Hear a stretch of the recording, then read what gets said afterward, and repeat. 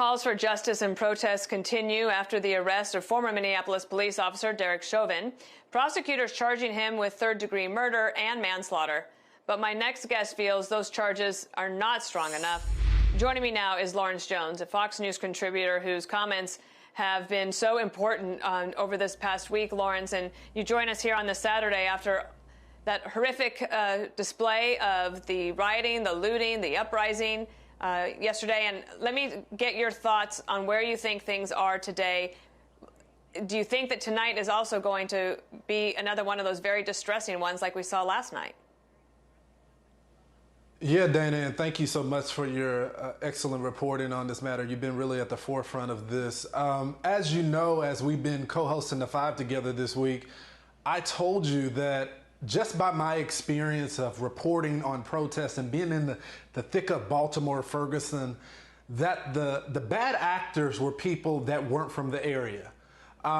This wasn't something that I just made up. It's just a matter of experience and being there on the ground. And as you know, the mayor and the governor, as the records are starting to come out, they told us that all the people that they arrested were people from out of state. That's what's going on right now. You have people that have their own agenda, that are anarchists, that are part of Antifa, that are professional paid protesters. I know this because as I would go to city, I would see some of the same faces. These people jobs are to agitate and to stir up hatred. There are a lot of peaceful protesters that are on the ground. And so what needs to happen is that the governor really needs to establish control. There has to be a clear separation between the people that are exercising constitutional protected protest and the anarchists. The people that are there on the ground that are from the community, they don't want to set up the businesses that they go to on a day basis on fire. It's the people that have absolutely no connection to the community that are seeking to set those places on fire. And so what the governor needs to do, I mean, this is a fourth chance. I mean, this happened Wednesday, Thursday, Friday. This is Saturday night. And it seems to be that there is no control, there is no coordination that is taking place, and that's problematic. Listen to what Governor Walz said today.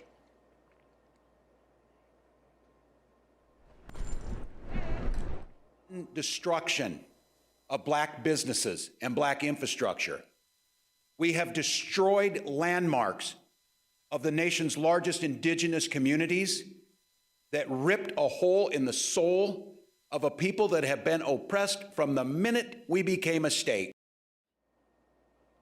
Lawrence, so, I talked to a friend last night in Brooklyn. She went out a little bit to see what was going on, and when she came back and she sent me a text, she said, these people are not from Brooklyn. These are not people that are from our neighborhood or from these. So yeah. How can we figure out, where are they coming from, where they're getting their leadership, where is their source of funding? Because that also, in addition to law enforcement, it seems like that also has to be addressed. Yeah, it does. I mean, you can go on social media and look at the chat, and it'll tell you where they're organizing these protests or riots that they're doing. Talk to the community leaders. That's why relationships within the community are so crucial. Because if you really understand who the organizers in the communities are, they will tell you the peoples that are outsiders. Because they don't want their movement destroyed either. I mean, the main people that are here are legitimate protesters that feel like there is injustice and there is going on in this country, and they're speaking out against it. And they don't want that message to be clouded by people that are agitators and looters, that people have their own agenda. And so if we were just build those relationships and talk to those community leaders, I mean, I have a plethora of sources that are on the ground that are giving me intel from city to city, because there are real leaders in the community and they want to see change happen, but they also don't want to see the businesses that they have helped build, that they have coordinated with mayors and governors and even the White House to get opportunities on and finances to build these businesses. They don't want to see them burnt down. And so it's going to take basic community policing and relationships to get that done. And that is the same relationship that is going to help build inroads in the community. Walking down the street with the community so that you can figure out when there is crime in the community. As someone that has majored in criminal justice, that has been an officer of the court working in the juvenile department, that is critical to get crime off the street as well. And so, again, this is going to take time. This is going to take relationship. It's going to take some hard work, but it's going to be beneficial in the long run.